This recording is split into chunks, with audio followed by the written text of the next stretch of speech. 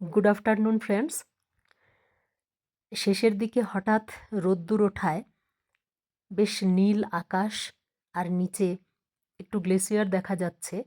তো সব মিলে একটা অদ্ভুত নজারা তৈরি হয়েছে।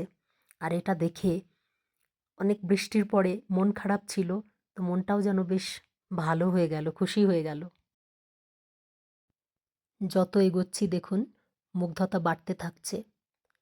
তবে যদি মনে করে থাকেন যে এটাই বেস্ট, তাহলে কিন্তু ভুল ভাবছেন। কেন কি, যত এগোতে থাকব এই সৌন্দর্য ক্রমশ বাড়তে থাকবে। রাইট সাইডে যে পাথরটা রয়েছে দেখুন, এই পাহাড়ের পাথরটার কালারটা শুধু দেখুন, কি অদ্ভুত, কি অপূর্ব না? লাদাখের যে পাহাড়, সেই পাহাড়ের কিন্তু আসল সৌন্দর্য আমার মনে হয় এই পাহাড়ের বিভিন্ন রকম পাথরগুলোর কালারে। এক একটা পাহাড়ের এক এক রকম রং দেখতে পাই আমরা।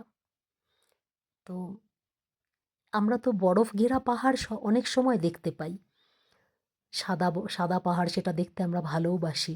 কিন্তু এরকম পাহাড়ের যদি আপনারা আসল সৌন্দর্য দেখতে চান, তাহলে সেটা অবশ্যই তার পাথরের বিভিন্ন রকম যে কালারগুলো হয়, পাথরের যে ক্ষয় কাজ হয়, সেই ক্ষয় কাজের মানে এক এক রকম তার রূপ তৈরি হয়ে যায়।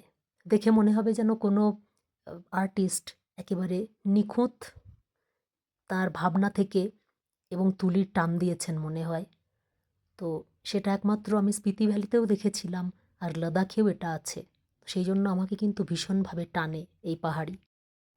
এই যে ভিডিওগুলো দেখতে পাচ্ছেন, এগুলো যদি একটু ভালো করে আপনারা দেখতে চান, তাহলে আমার ইউটিউবের একটা চ্যানেল আছে কেয়া মুখার্জি নামে। সেখানে কিন্তু যদি আপনারা দেখেন, তাহলে কারো বাড়িতে যদি স্মার্ট টিভি থাকে, তাহলে বা গুগল টিভি থাকে, তাহলে কিন্তু ডিরেক্টলি ইউটিউবে গিয়ে আপনারা এগুলো দেখতে পারবেন। বড় স্ক্রিনে যখন দেখবেন, তখন দেখবেন গোটা স্ক্রিন জুড়ে এই ছবিটা দেখবেন, এবং তখন বুঝতে পারবেন যে কত সুন্দর এই নাজারা।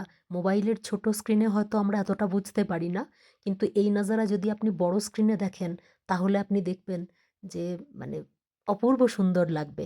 আপনি এটা মানে উপভোগও করতে পারবেন আর কি। তো সেই জন্য যদি চান তাহলে কিন্তু দেখতে পারেন। এখানে ভিউটা দেখুন বন্ধুরা, কি অপূর্ব। On the way to Kargil.